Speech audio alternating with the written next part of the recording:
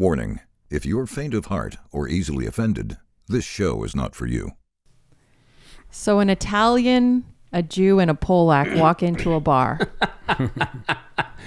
That's right. Are we on? I don't know. Oh, hey. Yeah. So a Polak, Italian, and Jew walk into a bar.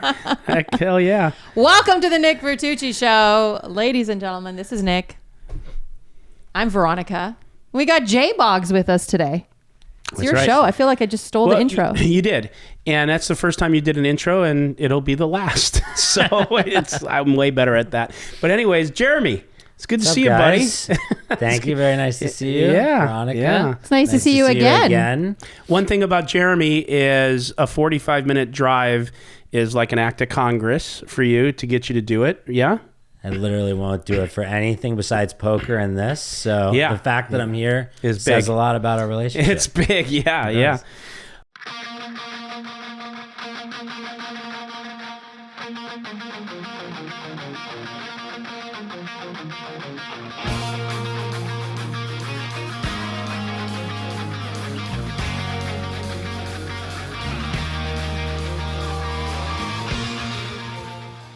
But, okay, well, for those of you that are watching, a lot of you know Jeremy. Jeremy, we're going to talk about a lot of things, but I guess the first thing that I would like to know, because I have an experience with you in this, and we'll talk about a particular hand soon, but tell us a little bit about how you got into poker, kind of how you went up the ranks, and then I have something to interject about that.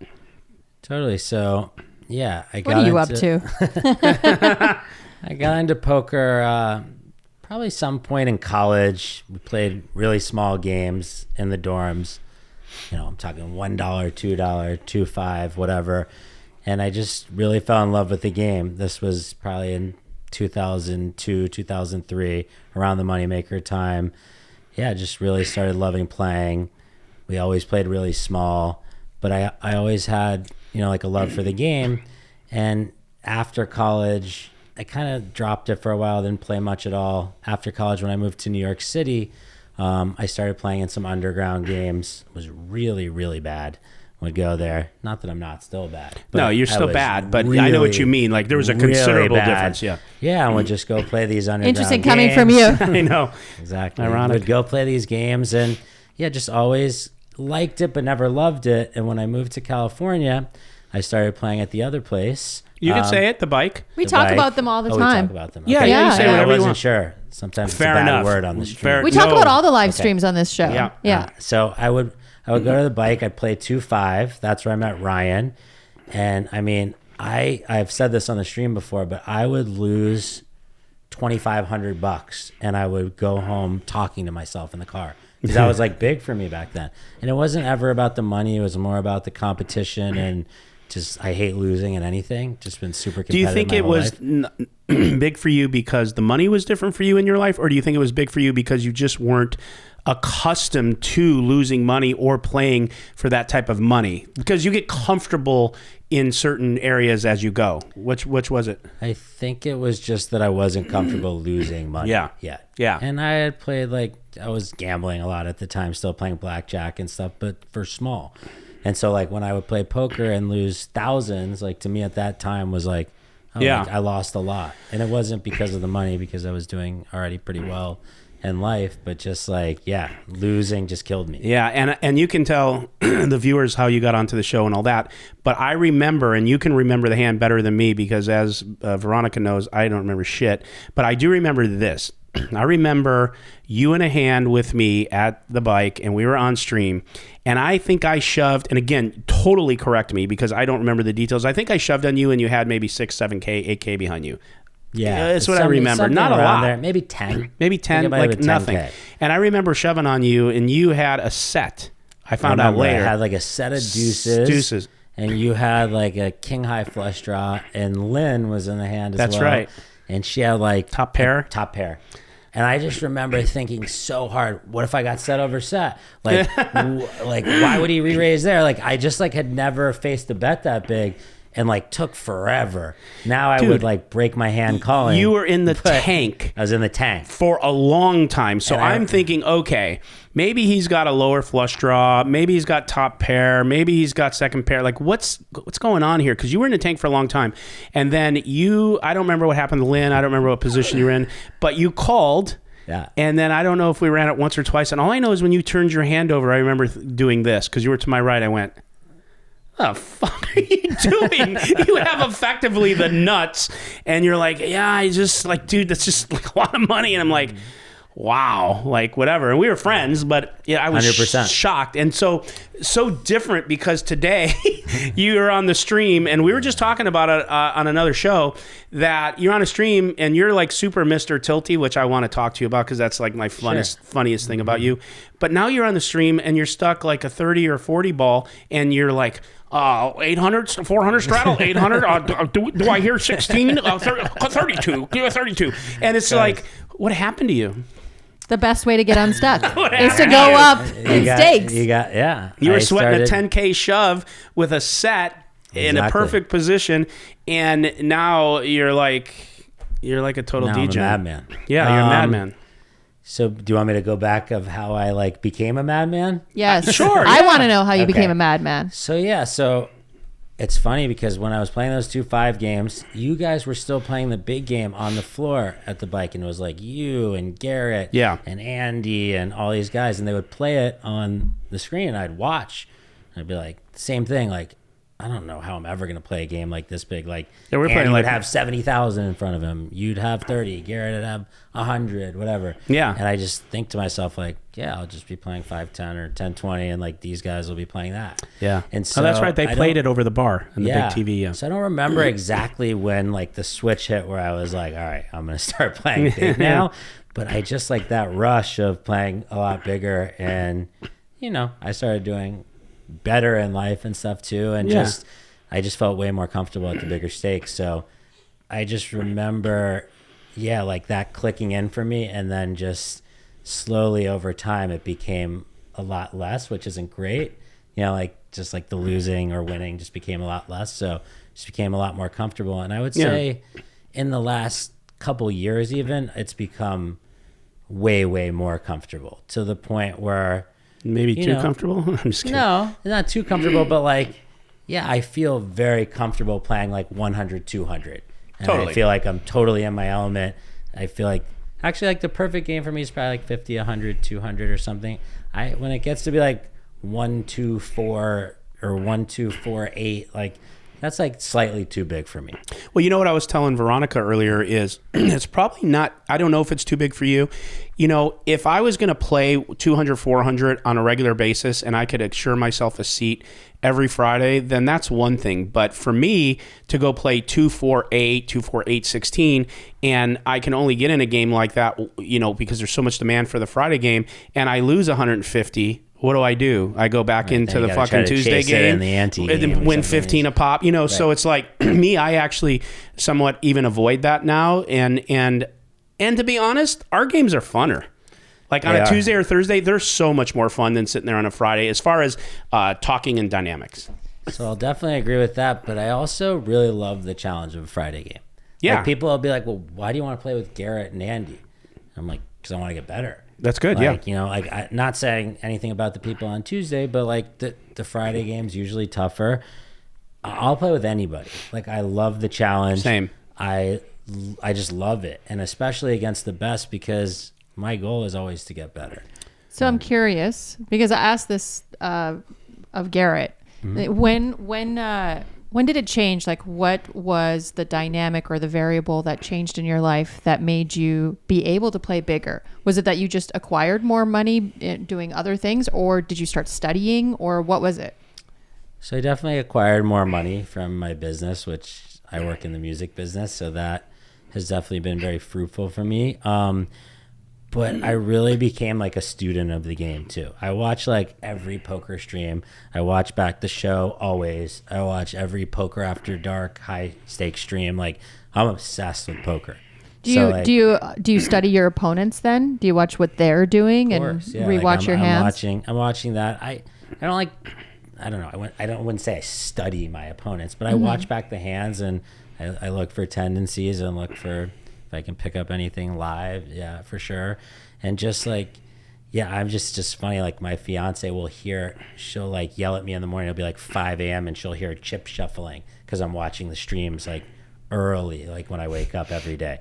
So I just love it. I like can't get enough of it. If I could play 3-4 times a week, I would, but my job just like doesn't allow me to do that. So I usually play Tuesdays because that's the most fun game, honestly.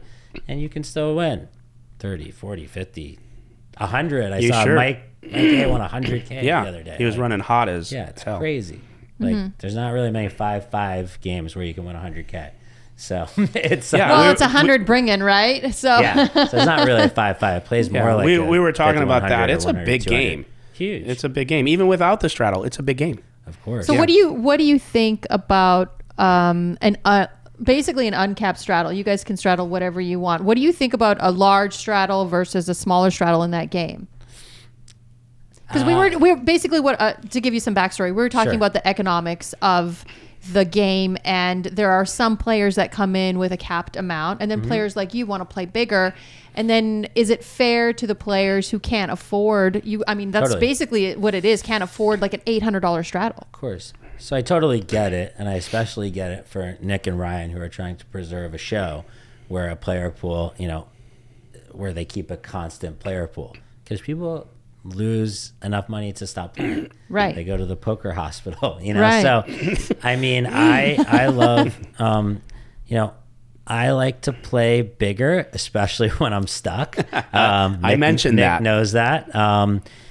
That's the way to get unstuck, right? Or get stuck heaps. So one of those two. I would 100% agree with that. Yeah, Chris, who I love playing with, Ludacris, he always says that when me and him are stuck a ton, we go to like this euphoric place. It's like beyond the place of being tilted. It's like literally like I'm laughing, putting on like the 800. I think Nick's seen me do that plenty. So, well, there's two places I think we go, and I'm a little bit degen. I mean, you're more degen. You have more money than me, but like you go up in stakes, or you go to the strip club and blow the rest of your cash that you have with you that night. I mean, and then we'll go up in stakes. True. The funny part about me is though, and a lot of my friends could say this was true, is like, I'll go to the Encore and play $2 in the morning in the early like poker, literally poker. This was like so maybe a year ago. The game. This was like a year ago though. I but don't you think have I could to do it love anymore. the game to but play I 1-2. loved it enough to play like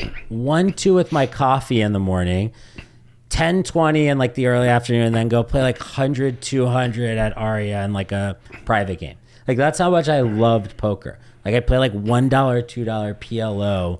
And like, I love $1, $2 PLO. Yeah, well, PLO is fun altogether, but you know what I mean? Like that's just how much I loved it. So it's not, I think it'd be hard now, I'm not going to lie. Last time I went to Vegas, I played like a 10-20 game and it was fucking torture because it was 10-20 at the Bellagio with like 8 nitty pros. And I can't think of anything worse in poker, and that's worse for poker than 8 guys with their headphones on, like taking like a minute between every decision. It was actually like I had to get Yeah, it's like being in hell.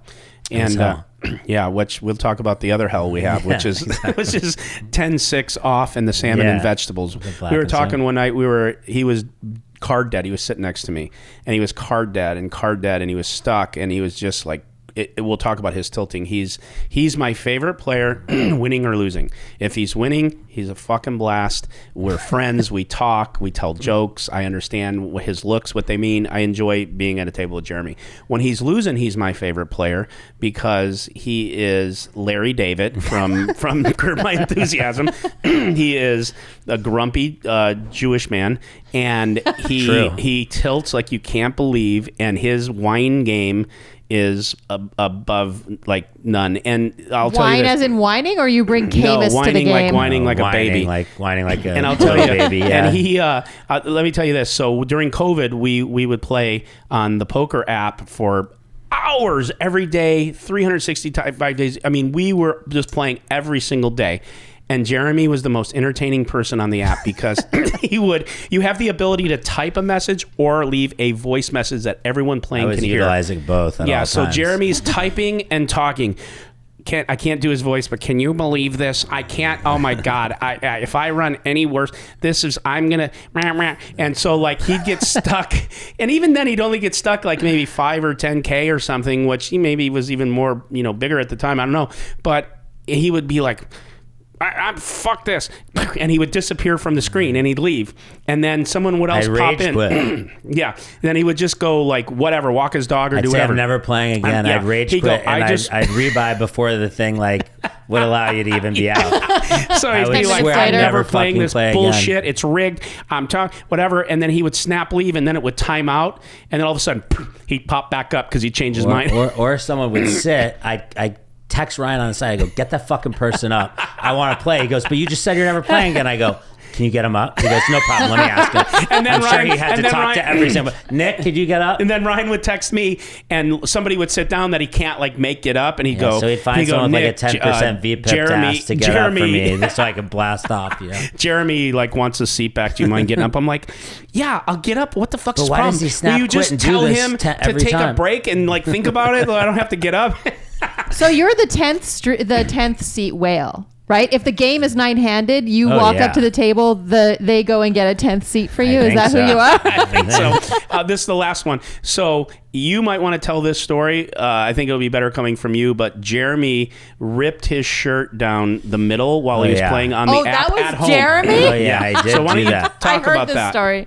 No, I was just running so bad on the app and playing bad, by the way. I'm glad you said that. So over quarantine, I really took a look at myself and realized how bad I was playing in poker. So that didn't help at all. But I was running bad, playing bad, losing. And just one night I couldn't take it anymore. I was playing the app and my fiance was walking by. I literally I don't remember the exact time, but got cooler and just took my shirt and just ripped it down the middle in front of her like the Incredible Hulk. And she just looked at me like with the most disgusted look on her face, like, you got to get off that stupid fucking thing. And I was just like, it's not stupid, okay?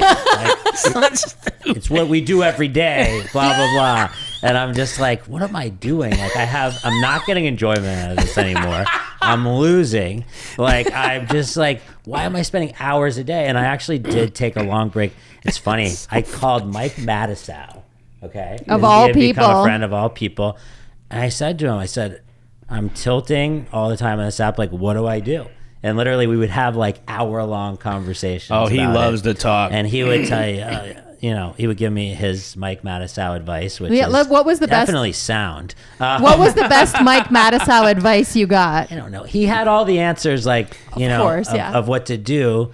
You got to have a stop loss, and you got to, when you're winning, you leave early, and when you're losing, you play forever, and all these things that are definitely true that I've tried really hard to employ in my game. One of them is I snap leave after the stream now, and because of Nick. Nick always leaves after the stream. No matter how good or bad the game is, I pretty much have stuck to it, leaving after the stream, win or lose. Sometimes if I'm super stuck, I'll stay and do crazy shit and flip and do whatever, play heads up till the sun comes up. But most of the time I leave because I've just realized poker's one long marathon. It's not individual sessions. Yeah. So I really have tried to stick to that. And it's really helped me become more of a winning player that way. So what's the most D-gen thing you've done in poker? Come on. Jeez. Oh, man. Most D-gen thing. Well, I was telling a story. I think I might have told Nick this story. So I was playing in a 100, 200, 400, 800, just a stratospheric game for me at the Aria. And I was stuck crazy. Like, was it this summer? Let's just not say the number for let's say it. Stream. Let's do it. It was six figures. Yeah, it was just not good. 180. So it was just bad. So I'm down a ton, and I borrowed money from a few people at the table. My credit's immaculate, so they give it to me. I always pay back instantly. So Alan Keating's in the game. So I say, Alan, can I borrow money? He says, I'm not going to, he goes, well, you can either have $10,000 free dollars to spin up, or I'll let you borrow money. So I'm thinking, $10,000 free dollars. I can ask him. If I lose this, I'll just ask him to borrow after anyway. So I'll take the 10,000. So he gives me 10,000. The game's 100, 200, 400, 800. I have 10 big blinds. Right. So I literally have ace deuce offsuit the first hand. I get all in. I get called. I double up. I have 20K or whatever. Next hand, I have pocket sevens, all in for 20K. Get called by Hanks and Keating. They check it down the whole way. I'm like, there's no fucking way I can win. They're like playing tournament style to like eliminate me. It holds up 3 ways. I have like 60K now after 3 minutes. And then I win a humongous pot. I turned 10K to 150 in 8 to 10 minutes. Or Did you give the 10K Easy back? game. So I gave the 10K back. Then Keating, I don't know if he wants me to tell all this stuff, but whatever. Do it. He's like, Baccarat time? I'm like, yeah, why not? Obviously. I'm stuck heap, sure. We go play. For me in Baccarat, like a big bet is like, 2 or 3K, 5K sometimes when I'm winning and stuff. Keating starts betting. He bets table max every hand, and he's betting banker every hand. I like to like look at it and do my superstitious stuff and look at the board, even though it doesn't matter. So Keating's betting table max, so I start betting like 10, and eventually I start betting table max with Keating. And what's table max? 20. Woo! So I'm like literally like my heart's like beating fast because I've never bet that much and I don't like it really, but I'm trying to get unstuck. Make a long story short, I go up and down, end up losing like 30 or 40 there and go home for the night. But it was a wild night and Keating's a fucking animal. Well, obviously. on that note, we were just at the WSOP and literally every meal I ate was free because I ate with you and because it's all comped. And my experience with Jeremy was went to dinner, did something, and then he's like, yeah, I'm going to go play some Bach. And I'm like, he goes, you want to go? And I don't like table games. I don't like Baccarat. I don't want to play crap. It's not my thing. So I go with him, and I've never played a hand of Baccarat in my life, so I don't even know how you do it. So I go sit down next to Jeremy, and what I learned that day, which any Baccarat player knows, is you can bend the cards and break them. Did you know that? No, because I don't play the Nick was so tilted by it. Well, Jeremy, what are you doing bending those cards? First hand, he's pinching this card, and he's putting a crease in it. Like the card's ruined. Because you want to... Do you get a new deck every time?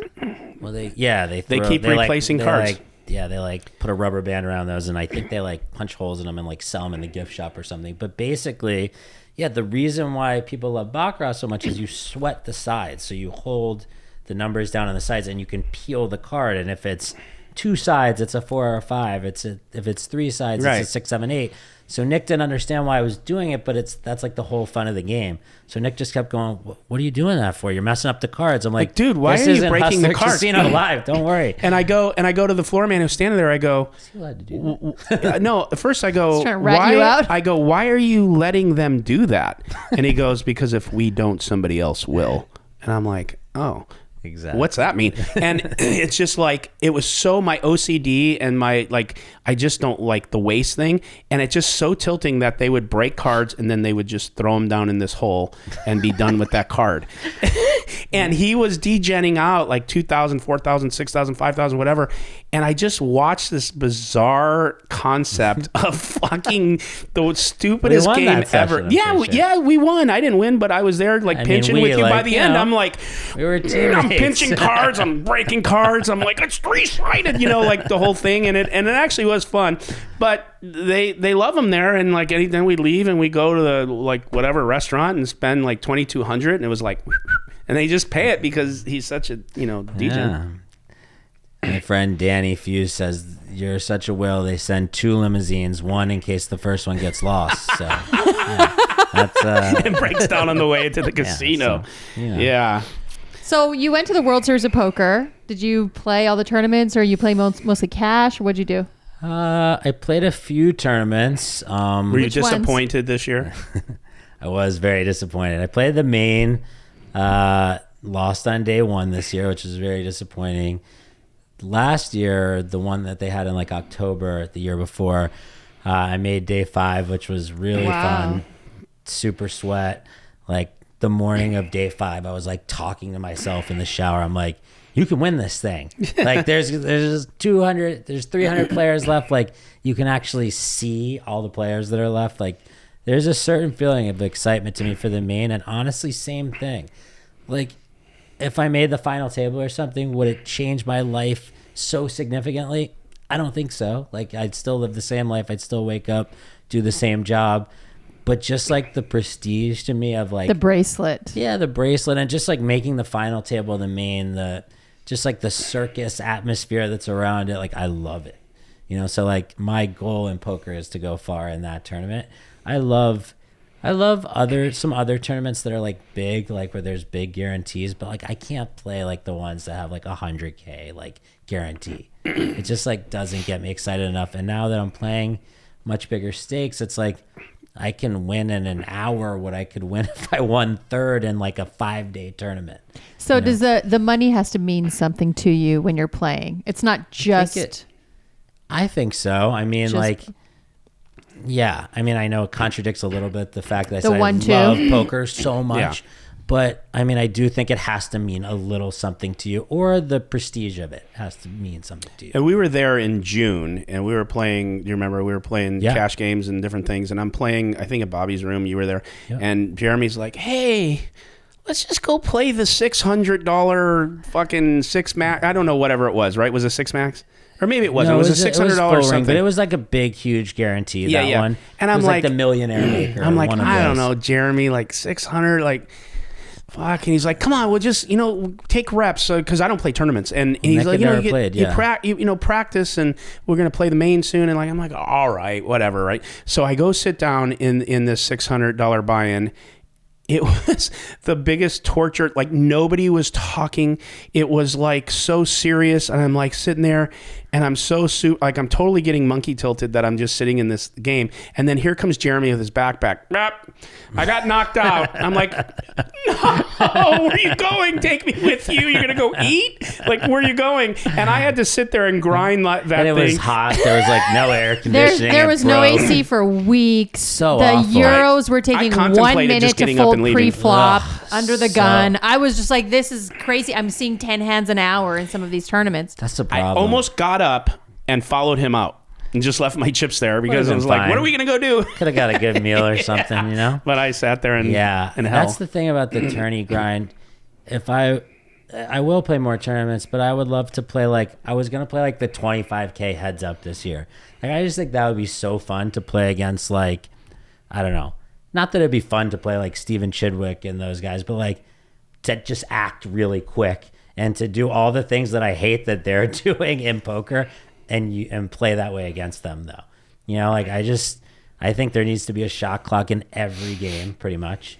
It's just those tournaments, especially when it gets to be heads up and they're taking, the famous what's his name? He had the hoodie on. He was tanking every hand. They both have their and it was hoodie televised. on. It was so tilting to watch. It's just so bad for poker. Yeah, I agree. We have a shot clock on the big game on Friday. I mean, we should probably have one on the Tuesday game, probably. But I think that game is such a fun atmosphere, and people don't abuse it enough for it to be a thing. So it's probably fine. But just I love that there's a shot clock and you have to make decisions quickly. I sometimes hate it on Fridays because I actually need those 5-time chips. Well, you know what? Back in the old days, guys like Antonio and Phil Locke, and I can name a million of them, Men the Master, all these guys. When they played tournaments and we saw them at final tables and we saw all these people, Matisow and whoever, they were old school. They talked. Even Phil, when he had his Unabomber thing, but he still was crazy, and he had gimmicks. And just to your point, now they're just sitting there and they're just running these boring solvers in their head, and they got their quiet, and they make sure their hand moves exactly at the same pace. And it's just how do you watch that? How do you watch it? It's so boring. I mean, Jamie Gold, when he really became the bracelet winner, that was the best final table and the best champion ever, even though maybe you could say whatever you want about him, but that was just big time entertainment. Of course. Well, we've we talk about this all the time. We've gone away from the characters within poker and the fun parts of poker. And poker's a mathematical game, of course. And I like where it's gone. And I like that they're smarter about it and running solvers. But God, it's painful to watch. And it's also painful. The other side of it is painful. Like, you don't need to tank for 2 minutes before you fold under the gun in a tournament. Well, you do have to be consistent so you don't give away any Oh, information. it's so annoying. Everybody was complaining about it. Yeah. But Yeah, that's the brutal part of tournament poker to me. It's funny. Garrett on the stream the other day told Espen, I saw he was like playing the cash game. He's like, you don't have to tank here in a tournament. This is a cash game. You don't have to tank. Oh, You're all good. that super tilts Garrett when you slow. Yeah. Nobody actually told him, and he didn't tank. Yeah. Because they're all capable of it. They're all amazing players. Yeah, it's he's like just so used. He's so used to doing that. They all know what they're going to do within the first 5 seconds, like we do. But they just decide to take 30 seconds and sit like this. Like there's just no difference. But like, you're right. I guess they might give a tiny bit away or something. But I just think so they annoying. can play so much faster. can you imagine the European Poker Tour? 10 hands an hour. That's what everyone gets. Yeah. All hands on the shoulders. Everyone's got brutal. a hoodie on. It's really I told this maybe story already once on one of the pods, but I was at the Bellagio one time playing 2040, and we had €1 sitting at the table. There might have been more, but one that was extremely tilting. And every single decision he made, doesn't matter if it was for $1, $2, 20 million, he would do the same thing. And our game was going so slow.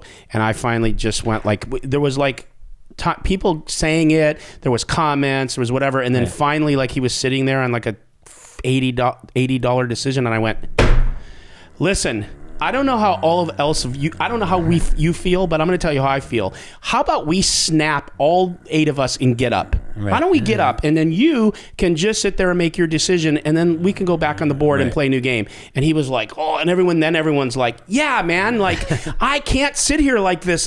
Come on, make a decision. Like, if you got a big, and then everyone just like attacked him. And he started playing a little bit faster, but it's so tilting. I agree. So I bad. leave people alone if it's like an all-in and it's for course. all their chips Of and they course. got to think. Yeah, Take I 5 don't- minutes. Yeah, See, I don't say there's anything. the But reverse in our game. Like everyone's super respectful. Yes. It's like a home game atmosphere. I will never, if it's an all-in or something, I'm going to be like, Right. No "Fuck," clock ever. And in fact, it frustrates me when players say that when I'm all in and I have an amazing hand and someone's like trying to hurry up the person making a decision. I'm like, no, he's going to call. Like, That happened just to you leave him recently. alone. I remember It's that. happened a few times. And I'm just like, guys, like if Stay someone's out of all it. in for $25K and someone's making a decision, like that person should have time to Well, think because and they make the might rush decision. him to fold because now he feels Exactly. pressure, and that did Right. happen Yeah, to I you. just like fold because like everyone's yelling at me, and I'm like, yeah. Yeah, so 3 questions, and if you don't remember them for Veronica and I, and then you can do them in any order. How do you feel? What part of your game has improved the most, and why? And being on the live streams and Hustler Casino specifically, how has that changed things for you in poker, good or bad? So if you can't remember, and then who are the toughest players that you play against, and why? we'll give you a sheet with 100 questions. Memorize them and fucking answer now Because or a you lot fail. because these things Calm kind of go down. together. Just give them one at a time. Okay, so give me. Okay. So the first one, how has your game improved and why? What's improved in your game that you feel has improved and make you a better player that was a really big leak for you? How about that? We'll start there. Okay. I think there's a few things. I've gotten a lot more comfortable with the stakes. Yeah. So I'm able to play like a variety of more hands that I wouldn't have used to play. I used to play very tight and passive, I think. I think I've opened up my game a lot and willing to 3-bet and 4-bet light and bluff and do things that I was pretty ABC before. I think I played pretty face up. And now I think my game has become a lot more aggressive. I'm willing to put a lot of money into pots, put people in difficult spots. And yeah, I think that's a really big part of somebody becoming better at poker is like, Yeah, I would agree. And that's the reason why I think a Garrett or somebody is so tough is that he's always putting you in very difficult spots, over betting, sizings, a lot of different things like that, in which I was just doing so wrong. Like my sizings were all wrong. My setting up bets and how much I had behind and SPR, all the boring stuff. Like I didn't have a clue about. So now that I'm learning more about it, like I think it's made me more effective. I would agree. Okay. And then being on Hustler Casino, the pros and cons, what do you love or hate about it the most we'll go from there. Totally. I love this stream. It gives me something to do once a week. which I really love, to come and just see all the people. I made so many friends there, like legitimate, like family atmosphere. Yeah. And yeah, you know, like it's just like, to me, it's the best stream out there. And I'm not just saying that. Like the production quality is the best. You guys have put together a great show. You get all the biggest names to come. You know, if I want to battle on a Tuesday, I know what I'm getting. If I want to come on a Friday and buy in deep and play for heaps, like, then I can come do that, which is awesome. And the show is actually hilarious because, like, I've told you this, but people stop me all the time from the show. Like, I'll be with my fiance at Trader Joe's, and like an Armenian guy will come up to me and be like, "Hello, JBOOGS, is that you?" And I'm like, "Is that you?" I'm like, "Is that you?" I'm like, "What's up?" I get scared sometimes. I'm like, they go, "JBOOGS or Jeremy?"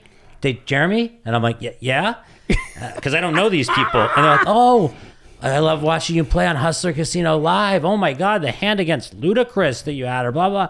I'm like, this is crazy. Yeah, like, it's crazy. I'm like the an reach F-list that it celebrity. has. Yeah. I'm at least You're F-list. number one in Armenian community. I am Yes. top 100 in Armenian poker world. Polish people too. Number one, you are. An old Polish woman came up to me. I No swear to God. way. And my fiance is Polish. I lost my husband and I watched the show, and you're one of my favorites personalities on the show. And it's just cool. Yeah. Like, it's cool to be able to. Yeah. You know, And you get attacked at the WSOP. It's one person after another, right? WSOP, when I was there with you, so many people. That one guy gave us like the cheat code so we could buy in That's early. right. And That's right. I forget his name, but he was really nice. Yeah, he was a cool dude. Cody, He Mark, came up to us John. and he was like, "Hey, Nick, Jeremy, Hustler Casino Live, yeah?" And we were ready to stand in this long line. He goes, "Come with me." Mitch. I think his name might have been Mitch. He goes, "Come with me." Yeah, and we like literally, we followed didn't this have to guy wait. to like Shout a out no to Mitch. line, a no line area where we just like signed up. We're like, "Whoa." You didn't do it online? Mitch, what's oh, up? no, Unbelievable. you didn't do it online. I know. No, How Nick come you doesn't didn't do know it? how to turn a computer I know, on. I Are you know. kidding Trust me? me, I know. We have this conversation. He's a whiteboard guy. Yeah. Whiteboard. Yeah. No, I did it all online. That's why I registered for way too many tournaments. You're way too It's just prepared. easy. We get there and like, where do we go again? And it's Someone get me people my money. motioning us to places. Yeah, it was and- cool. Yeah, but the show has been great, and yeah, I just can't state enough like what they've done for like the poker community. And one of the questions all the players ask, or all the viewers asked, they wanted me to ask Garrett. I asked Ronnie. We're going to ask Andy. Who's the toughest players you play against, and why? And what's your biggest challenge when you're playing against a particular player or player type or whatever? Answer any way you want. So I'd say one of them, which is funny because I think he's one of the easier players for you to play against, is Ludacris. Yeah. And I know you have respect for like his game and stuff, but do. Ludacris is kind of like the Tuesday version of Garrett. If I'm gonna be honest, I like you know? Tuesday Garrett, He's yeah. Tuesday Garrett. You know, he's always 3-betting and 4-betting, and you know when he's running hot and the card distribution's going his way, he's very tough to play against. Very tough. You know, Garrett obviously is one. You know, I actually really love playing against Garrett. I like to see what he does in hands. I like to go back and look. I think he's, you know, just one of the toughest deep stack, no limit players around. I know people always say, oh, well, if Garrett had to play against, you know, 8 other pros, like, and I know you asked him that question. You know, I think it's what Garrett said. If Garrett had to prepare to play against 8 other pros every day and study and that and look at their games, like, I think he would do just fine. Like, His game would be vastly different, but he would be able to do it for he sure. wouldn't be able to be 3 and 4 betting the way he does now to players and stuff, probably. But Yeah. like, he's a very, very good poker player, and I'm sure he would adjust his game. He makes a lot of in-game adjustments too. Totally. So I think he would be fine. Andy obviously is a great player. You know, all the guys. You know, Nick has gotten so much better. Honestly. You know, I know he was the fish of the other game. Yeah. The whale, or whatever they you built wanna- the game around they You him. don't built the have to game kiss around his him. ass just because you're on this I'm show. not. Just I'm tell him really the truth. I am being honest. I said I was the fish, crying out loud. I am being honest. I will say this: he plays a tight game. He's tight. He's Tight aggressive. A tight aggressive player. He is. I've seen those folds. Don't worry. Yeah, no, he is. But he's definitely adapted his game and gotten much better. And he's tough to play against. It's funny. We always seem to sit next to each other Yeah. on the show, whether I have position on him or he has position on me, and I always feel like is he just like bullying me by 3-betting all the time? But then I look back at the hands and he has it. So a lot of the times, but he does a good job mixing it up. So there's definitely some tough players that, I enjoy competing against. And like I said, like a Ludacris, so fun to play against though. Like he really puts me in tough spots. He's a challenge. And to your point, what you said earlier, like, and I was the mark at the other place and I played there for 2 or 3 years. And you just said this. You said, I love playing against good players. I love this. That makes me better. Literally, I would never give up that experience for those few years and for anything, because it opened my eyes to what I didn't know about poker, even though I was running businesses and I wasn't taking it serious. But it opened my eyes and it got me to a point where it gave me so much table experience with the best that it literally changed my game. I mean, and of course, I've had to study and I've had to work, but like that education was the most valuable poker education I ever got, because then I would watch the hands back and go, I don't even know what level this is, and sure. I want it, and then I'm gonna try to do some of that. I'll tell you one thing that's kind of funny. I remember a hand, not exactly how it went exactly, but we were live at the Bike, and it was Garrett versus Andy, and the hands were ace 10 offsuit and pocket deuces. And I don't know if you remember this hand, but they end up playing like a 100+ K pot with those two hands, and neither of them improved. Garrett had ace high and Andy had deuces. And I just thought to myself, like, what the fuck am I doing here? Like, what is going on? What a fucking great game. It was like a 5-bet pot pre. I'm like, he's got a set, he's got a straight, and then they turn the hands over. Andy like checked back the river with deuces. You can ask him about it. He might not even remember the hand. Yeah. And I just thought to myself, like, these guys are on a different level than I'm playing right now. Yeah. Like, I need to reevaluate everything. Yeah. And I think I have, but that's that was an interesting spot. Andy's got another level of insanity. The bluff that he couldn't pull off this past week was amazing. It was amazing. It didn't work, but it was amazing. It didn't work, but like, God, the kahunas you have to have. Exactly. Have you been changing your bluff ranges against these guys? I have. I had a bluff recently. They made a video out of I had 7 high against Johnny the other day. Oh, that's right. You were playing in the game. Yeah. I've just been mixing it up. I think it's all part of what I told you of just trying to be more balanced, try to take advantage of the image that people think that I have. And, it's funny, like one of my friends, Nick Airball, everyone always tells him like, oh, like Jeremy never bluffs. Like, why would you pay Jeremy off? He's such a nit and stuff like that. And it's just pretty funny to me because it's funny the perception some people have of some people that isn't even accurate. Exactly. Like but some poker players get like that. They have a certain feel. It's fine if they all think I'm a nit. It's good. Yeah. Yeah. No, it is good. It's good. And so tell us what you do for a living. Because I know, but not everyone knows. Is that where your name's from what you do for a living? No, just everyone in my family is Boogs. I'm JBOOGS. My brother's Ben Boogs. Mom's M Boogs. Dad's so D Boogs. Cute. Oh my God, totes adorbs. The Boogs family. I work in music. I manage songwriters and producers. Now I can kind of break it down a little more because I always say that and people don't really know what it means. Yeah, break it down. Yeah, so I started a company about 12 years ago where we manage songwriters and producers. We manage about 14 or 15 active songwriters and producers, and my job ranges from everything from their schedule to pitching their songs to speaking to A&Rs about their songs to trying to place records with major label artists, and it's been super fun. It's stressful at times. I'm also you're like a guidance counselor as well. You're dealing with creatives all the time, so there's a Sorry. No, I was going to ask you who your most famous client is. So I don't know if you'd know my actual most famous clients, but like you'd know the songs and people they'd worked with. So we've done everyone from Maroon 5 and Justin Bieber and Shawn Mendes. And Camila, everyone knows those people. and my brother also works in the business and he's a producer and a songwriter. His name is Benny Blanco. He's also doing an artist project now. He just had a song come out featuring BTS and Snoop Dogg, so it's just fun. Like, I think I've seen it on, previews of it on TikTok. Maybe, yeah. How would you position Benny Blanco if you were to explain him the actual how the reach he has in this business, how much he's done, and like brag on him for a minute so people could actually understand, because he is more behind the scenes. People in the industry know him because he's huge. But like, explain that to us. So he started off as a producer solely, producing for other people. So he had songs with Rihanna and Maroon 5 and Katy Perry. I Kissed a Girl. When you said and he Hot and had Cold, songs with them, he produced them. He produced the music. Okay. And helped write them. Right.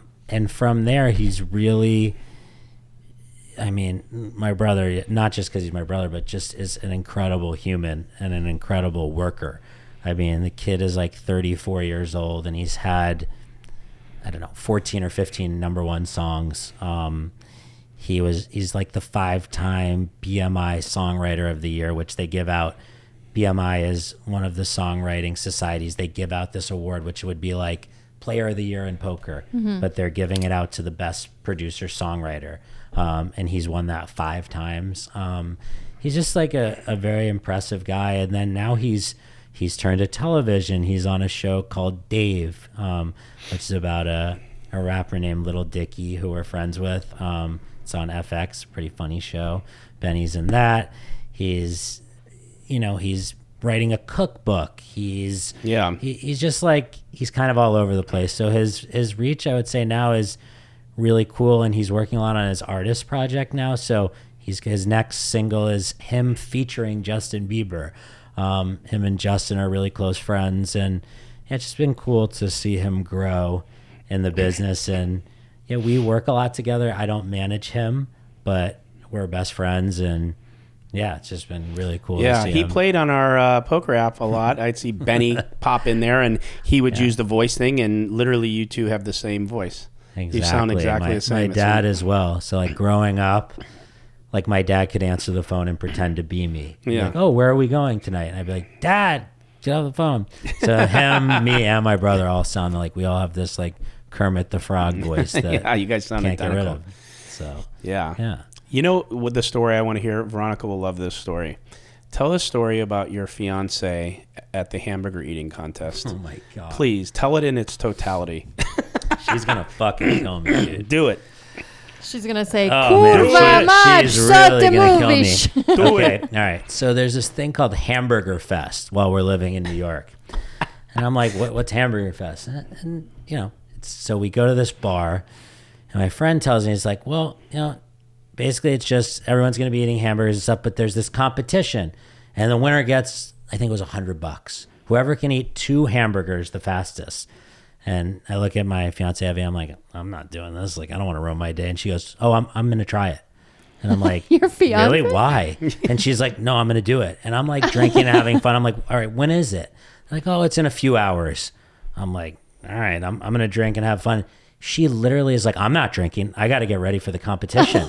And my fiance is like literally just a badass. She's just fucking nuts. Like, she went to study Muay Thai in Thailand just on a whim. Like, she's like that type of person. So this hamburger competition. So she's like watching YouTube videos in the bar on how to eat hamburgers the fastest, like dip them in water and go crazy, blah, blah, blah.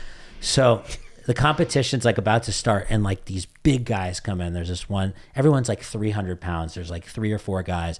And this one guy comes in and they're all like, "Oh, there he is. There's the champ." And I'm like, "Okay, there's the hamburger champ." Everybody is, like his name's Rome or something. So He's big in the hamburger community. Big shout out to Rome. Yeah. So he comes there and everyone's like, "Oh, like, there's Rome."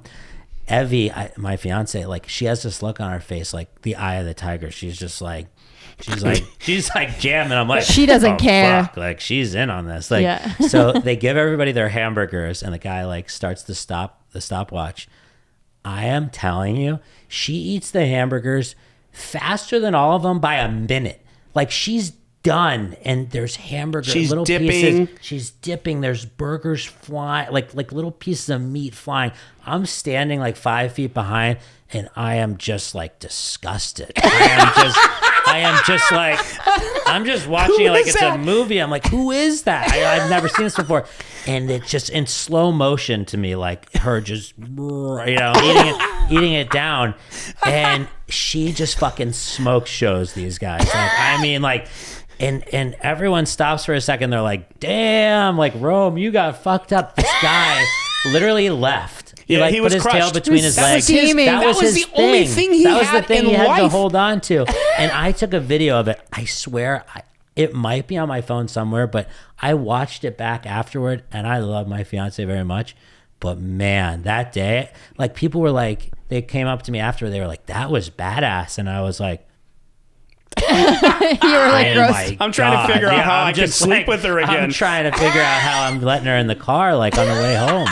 She'll like slaughter an animal it was- outside in the backyard. It was actually intense. Shout out to my fiance. She's the She's best. a savage. Yeah, She yeah. really. Shout out to Polish women. She is Polish, and she's a badass. She'll probably watch this. So, That's right. So That's right. love you, Evie. But she's yeah. So she's an absolute badass. I told you before, she's Polish. Yeah. And yeah, that day though, really, the first time I met her actually was funny too. This is a quick story. First time I met her, me and a friend, we went to, not the first time I met her, but first time we hung out. We went to a beach and everyone's throwing a football around. It's me, my one guy friend, and her. And I go, yeah, go out, like, and I like tell her to go like 10 feet away, and she like stands there, and I'm like, no, like, stay right there. And she's like, are you fucking kidding? She's like, let me go deep, and I'm like, okay. And I love like, this girl. I throw it to her like super far, and she catches it. I'm like, wow, nice catch. I'm like, how is she gonna get it back to me?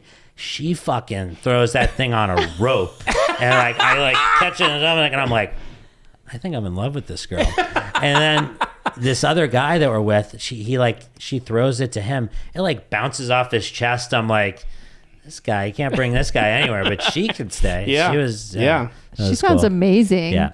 I'm she's glad you're awesome. marrying her. So, like, if you guys are upstairs at night at 3 a.m. and you hear a noise, I'm kind of feeling she's she gonna goes kick down. ass. No lie, I swear to God. So a lot of times I fall asleep on the couch downstairs and just watching TV. Whenever I do hear a noise, because we hear a lot, I wake up and I go, Evie! And she always jokes about it. She's like, what do you want me to do? I'm like, I just want to make sure you're there and I'm here. We're good. Are we ready for whoever's coming in? Like, because we got to be, together. Didn't you have on someone this. come to your door and you grabbed a knife, or it was a I false did. alarm? What was it? I did. That was really funny. So, there's been so much crime in LA recently and I don't have like a gun. I'm just like a Jewish guy. I don't know. I don't have a gun. I'm just a Jewish guy. I don't What does that even mean? You're just I a don't know. standard There's Jewish guy with a I'm just Jew I'm fro, just or what? What I'm is- just a Jewish guy. just we don't a have, Jewish We don't have guns. We're not Italians like Nick with big fucking ammunition. So no. So I literally I have thought about it, but Yeah. I need to learn how to use it and All that, yeah. It's an ordeal. It's a big commitment. to do. Yeah. So anyway, Oh, God. so someone knocks on our door, and there's been a lot of crime in our neighborhood lately. So I'm not expecting anybody. So I fucking go into the kitchen, grab like the biggest knife we have, and I'm like, This is and I'm like- Maniscalco. Yeah, and I'm like looking through the thing, and I don't see anybody. Like it's like blocked. And my fiance is downstairs, and I'm like, Evie, just like, hi, just stay over there. Like I don't know who's at the door, right? Yeah. So I'm like looking. This is before we had like the cameras and saw where you can talk. and Evie's stuff. back there doing And the crane with her Evie's moot getting- toy, waiting Evie- for him to watch it. Evie's gonna like roundhouse Daniel's son kick in him. Karate Kid. Yeah, open it. no. Jeremy, open. So- open the so- door. so- I got this. Wax on, wax off. So it's just so it's just funny. Like I don't see the person. I don't see it. And I'm just standing there waiting for the person to go away. And finally they go away because we like say hello and no one answers. So I'm just like, this is weird. So finally the person ends up going away, and it was somebody delivering flowers for Evie. Like they had delivered flowers and left them on the front door. Meanwhile, I'm hiding with like a machete in the kitchen, like ready to stab somebody. Thank God, like he didn't like come in like, excuse me, sir, here are your flowers. And I'm just like, He's got a steak knife in his I'm chest like, as he I'm hands you really- the I'm flowers. really sorry. You're like, hey, bro, I'm so bro, sorry. it's getting bad out there, So I gotta protect myself. Steak. I have thought about. I went with a Note to friend self: the gun do not range. deliver flowers Yeah, after you get don't- married. Yeah, exactly. No, Yeah. I did go to the gun range. I was really surprised, actually. Like in the movies, it looks so easy. Like you go there, you just shoot something right in front of you. Like I was like missing a target that was like 20 feet away, and I was just like, "Isn't it?" Like I was like holding it, and like, but like the kickback, like, Yeah. You don't realize your aim's like not as good as you think it is. Have you shot a gun, because of the Veronica? recoil. I have shot a gun. I took hunter training in junior you high good? school in Canada. Fuck yeah, I'm good. Junior high school. Yeah. I was doing hunter training in Canada in junior high school Canada. for a whole You have to year, shoot, and we like, were deer shooting or, like, rifles. Yeah.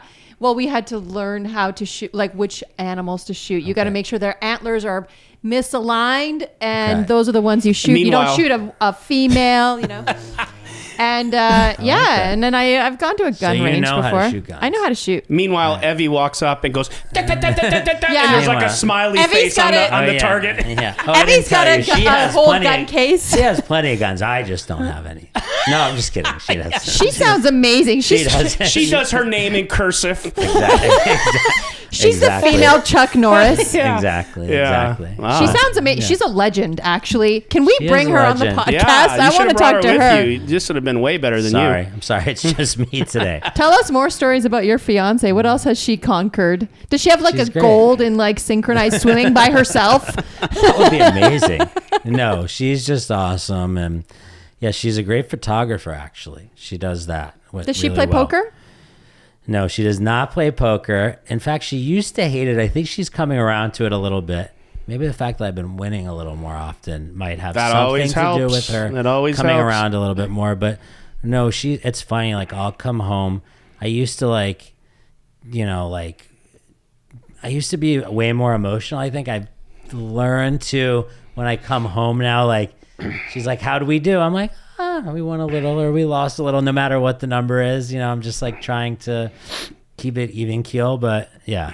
So Veronica, a couple different two stories with him about tilting. I'm telling you, it's the most hysterical thing. We're playing one day, and this is two different stories, and he's got the cards, and he looks at me. These are like $200 decks of cards. And he looks at me, he goes, "I'm going to fucking crumple it." I go, "Jeremy, don't fucking crumple it." He goes, "I'm going to crumple it." I go, "Jeremy, don't crumple those. Don't crumple You should it." eat it, then you won't And he goes crumple like it. this, like a little kid, and he goes... And he pushes it away from him, and he wanted to take it, and I whatever. did. And then another time, he's standing up, and he's like, he's so tilted. And the one time, like a couple times, like he gets up after a hand, and he steams, and he walks down the ramp, and then he mumbles, and he goes all the way down into the bathroom. So our production, we have the best cameras.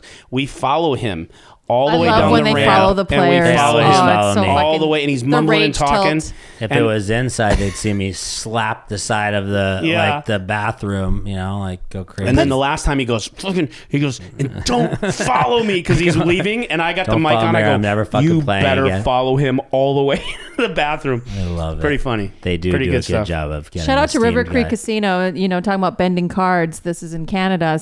Watched a guy eat his cards. So at the Oh. poker table, he was so mad. So thought at least about you it. didn't eat them, Thought right? about it in Baccarat Yeah, before. yeah. The RFID Here's Yeah. the in your last time- stomach registers. He's sitting there. You're still registering there. Yeah, anytime you go to a stream game, you register as your As the premium hand, Queen 7. 8-6 offsuit. Literally, the last time I played Baccarat, this last trip, went with a friend, and we went down. I got really bad beat, like in Baccarat.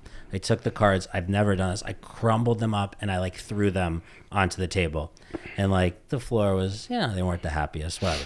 And I steamed up to my room. And my friend texts me like 5 minutes later. He's like, "Dude, I won 13 hands in a row after you left." I was like, "Oh my God. I would have won so much money." He bets like 100 a hand. I would have won so much, but I literally just steamed and like walked off. Yeah, So note to self, don't steam in Baccarat either. yeah. Yeah. Or just don't play Baccarat. Jeremy It's was probably a sitting good next to idea. me. No, keep playing. You got to win your money back, right? Oh, true. Jeremy was sitting next to me one day, and we were talking, and he was card dead, and he was frustrated. He was stuck, and he's to his credit, is so disciplined with his diet. Like, he really, literally, like, if he had any metabolism, he'd be shredded. No joke. This guy is like so disciplined. He boxes, he works out, he's doing everything to like be healthy. And every single meal that he eats, because he's watching me eat pizza, and he's like eating salmon and vegetables with double vegetables. That's just what he orders. Once in a while, if he's going crazy, he'll get a side of bacon. And and he's sitting there one day, and he goes, "I feel like I'm in hell."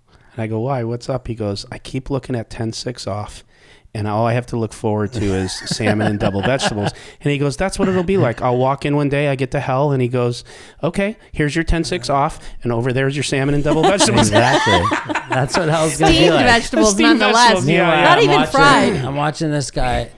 I think it even used to be worse at Live with the Bike. He used Because to have, I could eat at the table. Oh, he could eat at the table. He'd have 4 full meals: chicken parmesan and ice cream and a full pizza. Meanwhile, the guy still looks in half decent shape. It's unbelievable. Like, I don't understand what I did to lose the genetic lottery, and this motherfucker eats. I'm like, come on, Jeremy, let's get chili fries. He goes, you want chili fries or something like that? I'm like, unbelievable. Even I remember one time we had like, I don't know why, but there was like a push-up contest going on at one of the games. Oh, that's right. And Nick dropped down and did like, how many did you do? So like 60 in a row? No, it was or like 72. Maybe 70-something in a row for a 70-something-year-old man. It's like really good. You know? That's really fucking good. Gall did 30. Chris did like 12. Ryan won, but Ryan had his ass like up the whole time. Ryan was doing like this. They weren't. I don't know really that push-ups. if we can qualify on this. Plus, Ryan weighs 110 pounds soaking wet. Yeah, it's not that hard to push up your weight when you weigh 110 pounds. So you're telling me you have the metabolism of a menopausal woman? I do. We need another hour show for this, I think. If you want to get into my metabolism. God. We laugh about this all the time. It's not good. But I used to be very athletic. I used to play a lot of sports. The music business like just killed me. You're so sedentary. I was eating like at the best restaurants all the time. I put on a lot of weight between the ages of like 28 and 38. And then over quarantine, I lost 50. Which is opposite. Yeah, a lot of people put on weight during quarantine, eating banana bread. And what did you do to lose the weight? I started eating a lot cleaner. Mm-hmm. A lot You went of to hell. fish and vegetables, went to hell. Met Satan. No, I've just been eating clean. Eating clean, working out, doing all the things I knew to do before, but just refused to. It was funny. I always had this thing. My friends would be like, oh, you feel so much better when you eat clean. Like, you feel better. And I was like, no, I don't believe that. Like, I'm just going to eat what I want. And in my head, if I died like 5 years earlier and I got to eat chicken parmesan and pizza and all the things I loved every meal, like, cool. That would have been fine with me. What would like be, if you were going to the electric chair, unfortunately, if you happen to have to go, what would be your last meal? Break it down into first, second course, third course, and even add anything you want. 3 courses, damn. Any courses there's you want. Definitely a lot but of things. The reality of what would it be, the exact meal? Okay, the Caesar salad from Carbone. Okay. Oh Fucking my phenomenal. God. That's so good. Oh, Caesar so salad's good. my Good choice. favorite food But from in the Carbone, world. it's the nuts. Carbone makes Carbone it so Caesar garlicky is the nuts, too. the garlicky, like tableside Caesar. I Love need it to it. be tableside. You're gonna have to bring someone to the jail to make it like tableside. It could be arranged, yeah. Jail With side. their Parmesan worth it. bowl. Yeah. You're worth it. I love pizza. An amazing like New York pizza. Oh, There's thin a lot crust? of- Thank you. Of Thank course. you. I These heard guys, the these deep guys- dish the deep Chicago. dish. Ugh. Why? Forget about it. That's hell. Your That's hell. Your mother's ass. Forget about it. Forget about it. I'm not there. I'm going New York pizza all Right, day. thank you. Okay. There's so many places in New York, but there's a place called Ruby Rosa that's amazing.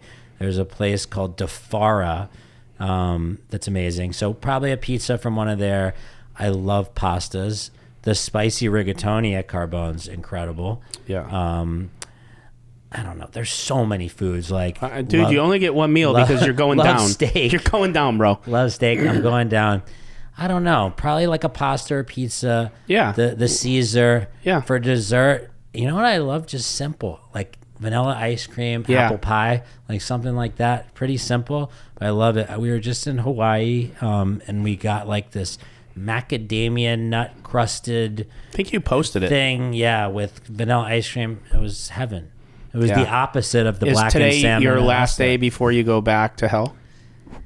So, unfortunately, yes, I think it is. So, what do we have coming for food? We have some decent stuff. Yeah, right? we have Panini Grill. Okay, It good. probably is here. It's probably sitting outside. We should go Is look it, for that's it. why I I'm gonna text eat pita food bread. because Yeah. it's outside. It I don't know if someone. It might be I'm gonna outside. eat pita bread and shit. So if we Like, can bring Sitting that in, outside. but I don't know if you so can eat that. you can eat. Yeah, no pita bread, beef dipping kubita, it. Yeah, all of steak that. kebab, chicken All of it. kebab, rice, Last tzatziki night- sauce. Last night I had spaghetti and meatballs. I thought you'd be proud. Yeah. And by the way, I do think, I know we've talked a lot about it. My fiance's meatballs, she's told me she won't give me the recipe because like if we ever separate or anything, like she doesn't want me to have it. It's that good.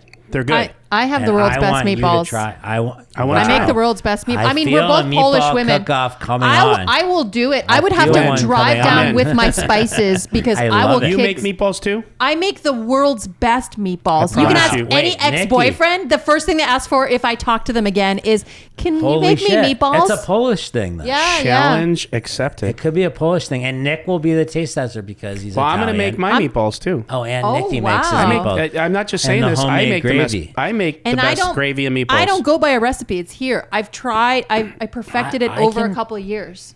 I can picture Nick making a really good. My fucking meatballs too. are the best in the world, hands down. I'm not good at everything. That's the one thing I'm really good at. Are you a good cook in I'm general? a great cook. Give me like a couple of the ingredients. I'm not going to copy because mine's the best. Smoked paprika is a big one. Okay, I'm out. Fresh onion, I'm out. fresh garlic, fresh basil, fresh Nope. parsley. You don't use any of those? There's no garlic or His basil? is There's garbage. garlic salt. Garlic Yeah. salt. So very What's fresh going on in your ingredients. meatballs over Parsley. there? Garlic salt. Gotta have parsley. Romano 3 cheese. different types of meat. Eggs. 3 different types of meat. Beef veal. I Romano also like to cheese, make a breadcrumbs. I like to make a mushroom gravy with fresh mushrooms to pour over On it the because I meatballs? put spices. No. You got don't knock it till you try. But these are the I make meatballs. it spicy. You want to Okay. know the background to my meatballs? It's a Sure. good background. So I grew up in Canada. Okay. We immigrated to Canada. We lived with a bunch of other immigrants, and I became friends with a Jamaican family. And I started like hanging out. You know, I went to Jamaican hall parties in my 20s.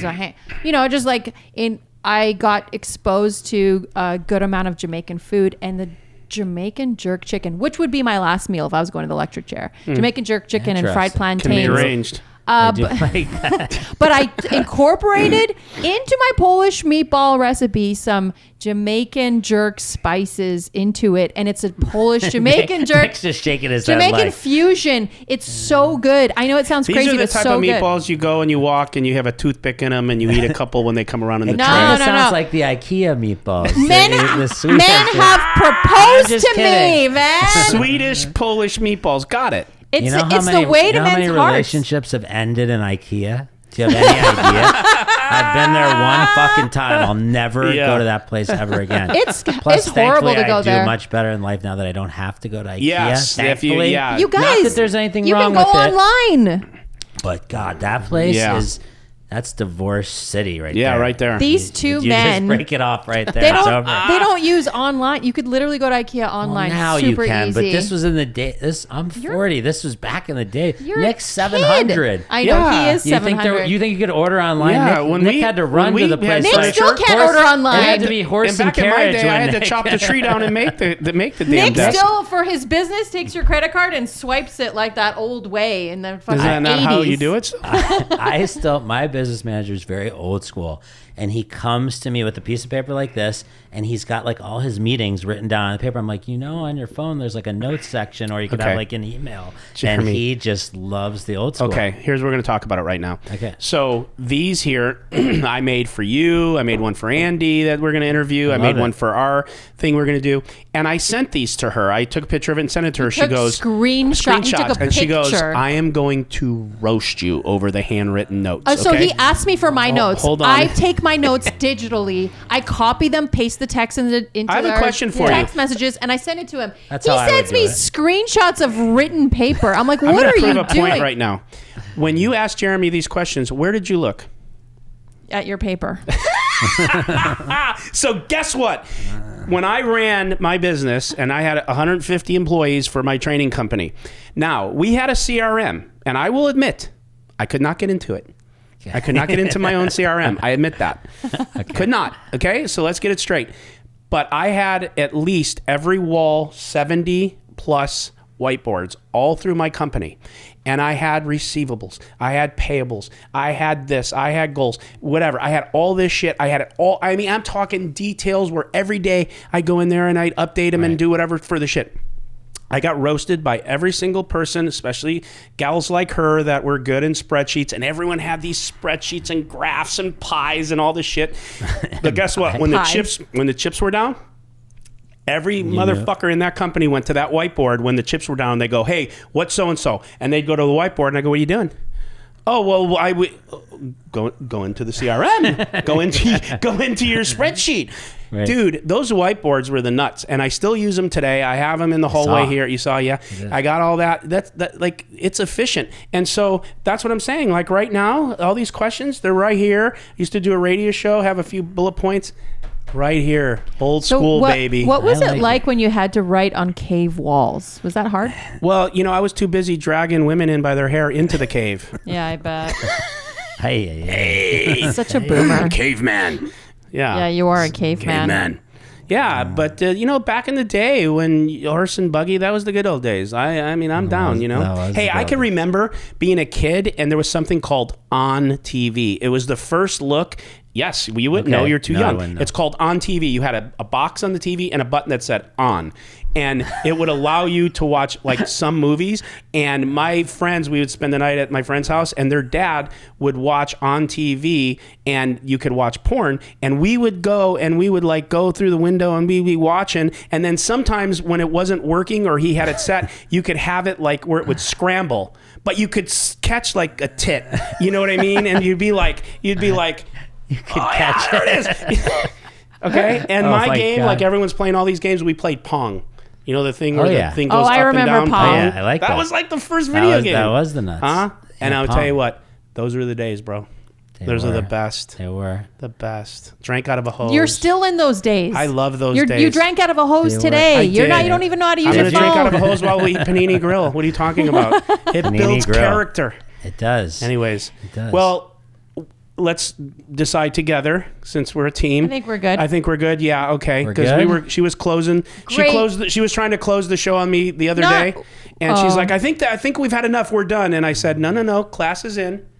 The Nick Vertucci Show. But now we have decided. Veronica Brill. Yeah, starring Veronica Brill. I'm the lion. Can you see the blonde hair? So we've decided together, since we're a team, we're a podcast couple, that we decide together. So if she ever wants to close the show, she nicely looks over and says, what do you think, Nick? Jeremy, your stories were amazing. You've been I know we've only been on air, how many episodes do we have? Very few, but you've been my favorite guest so far. Sorry, Garrett. I love you too, Garrett. But Jeremy, everybody. No, Jeremy, your stories are fire.